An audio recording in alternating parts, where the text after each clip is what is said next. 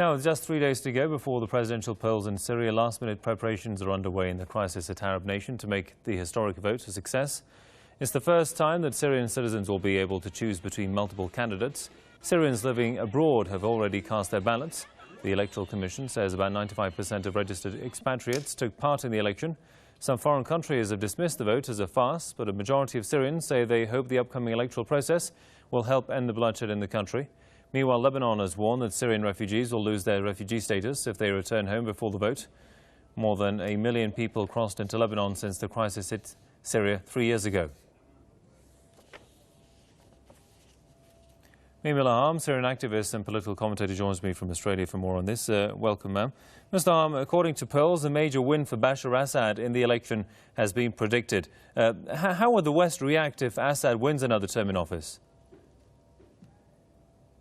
Well, it's interesting that some in the media have actually came out and admitted that even if in a fair election, which they themselves don't admit that Syrian elections is fair, that Assad would indeed win. So logic stands to question why the elections wouldn't be fair, wouldn't be held fairly if Assad believes that he's definitely going to win. I mean, certainly he's the most well-known candidate, and in this country, in a time of crisis as it is, would probably choose to stick to a leader that it knows that they believe that can carry them through the crisis. These countries that are saying the elections are not legitimate have been backing the insurrection. And of course, these countries and members of the opposition have been fearful of the elections because it completely undermines their position that they've been claiming to fight for democracy all these years. Well, here is democracy, but they continue to fight and they attempt to delegitimize it.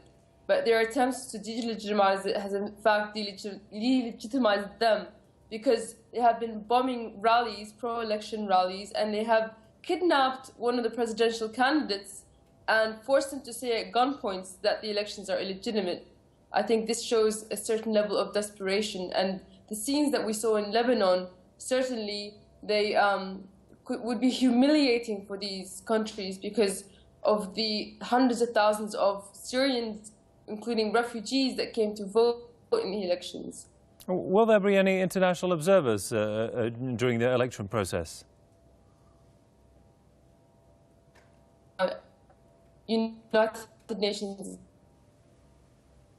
All right, it seems that we've lost Mimi Laham from Australia there. Hopefully we'll talk to her later on. Thanks to Mimi Laham, an activist from Australia, for her thoughts there.